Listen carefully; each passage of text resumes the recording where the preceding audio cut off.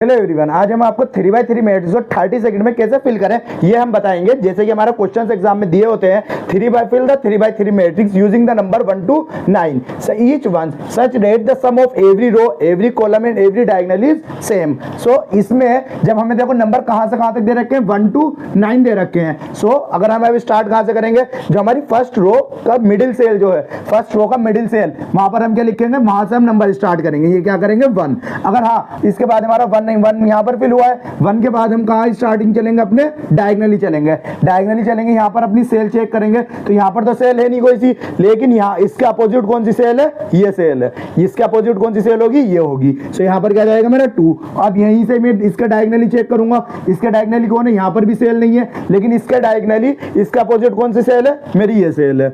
यहाँ पर क्या जाएगा मेरा 3। अब 3 के बाद अगर मैं देखो अब डायगनली चलता हूँ तो डायगनली चलने के बाद मेरा जो सेल है वो ऑलरेडी फिल्ड है, ये वाली सेल मेरी ऑलरेडी फिल्ड है। अब जिस केस में मेरा सेल जो है और डायगनली सेल ऑलरेडी फिल्ड हो तो उसमें क्या करते हैं हम, एक सेल नीचे आ जाते हैं। जब चलूंगा अब ऐसे, अब ये 4 कहाँ आएगा मेरा, नीचे आ जाएगा एक सेल। सही है, यहाँ पर 4 आ जाएगा। अब इसके बाद फिर हमारा यहाँ पर डायगनली चलेंगे हम तो यहाँ पर 5। अब इसके डायगनली चलेंगे तो यहाँ पर क्या जाएगा मेरा 6। अब आप चेक करेंगे 6 के अगर डायगनली चलते हैं तो कॉर्नर के अगर डायगनली चलते हैं तो इसके अपोजिट में कोई सी सेल है नहीं। सही है, सो डायगनली का अपोजिट, अगर हम कॉर्नर वाली सेल का अगर अपोजिट सेल देखेंगे, आप इसे डायगनली चलेंगे तो कोई सी सेल अपोजिट है ही नहीं इसके। सो जब हमारी कॉर्नर सेल आ जाती है सो हम क्या करते हैं, एक सेल फिर नीचे आ जाते हैं। सही है, सो यहाँ पर क्या जाएगा मेरा 7। अब 7 के मैं डायगनली अपोजिट चलूंगा तो यहाँ पर ये सेल मेरी है नहीं, सो इसका अपोजिट कौन सी सेल है मेरी, ये। तो यहाँ पर आ जाएगा 8, बची कौन सी सेल, अब 9, तो मेरा 9 आ जाएगा इस जगह पर। तो सम भी करके देख ले, 1 + 9, 1 + 8 9, 9 + 6 15।